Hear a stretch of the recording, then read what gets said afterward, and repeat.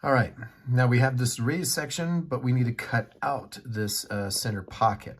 So with that, again, we're going to go back to our PathPilot, and in our settings, let's go ahead and work on this. When we do the drill tab, we should already have our 121/44 in terms of our X and Y centers. I'm going to speed this one up a little bit faster to 700 millimeters because of the way it works in a rotation. And again, I can adjust that with the slide. However, with my pocket, I'm going to have a 45.7 millimeter diameter. Again, my Z start is at -1, and I'm going to have a Z at -2.25. It just gives us a better depth, as well as the 2.25 will also mimic what we had on the outside profile. So those will be our constants as we work across. Let's go ahead and get back to PathPilot and set up this pocket cut. All right, I've already created my exit ticket circular pocket. We're going to do that on the inside. So I'm going to go ahead and load that, see what it looks like.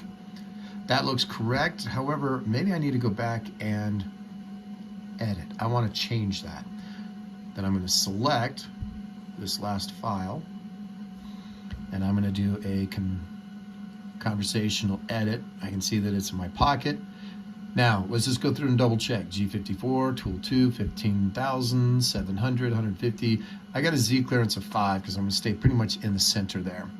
I've got a step over of 1 millimeter because this is going to go pretty quick, 25% of tool diameter.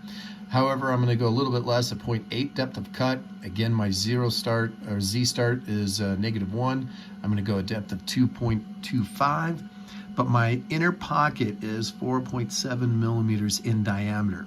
And again, in terms of my drill pattern, I'm still at my X at 121 and my Y at 44. When I save, I need to make sure I'm in the pocket tab, and anytime that I'm changing, finish, close, whatever it might be, then hit my save, and then I'm going to go ahead and hit close. Now I'll come back to my main.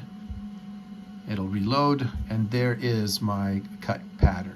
So let's go ahead and run this.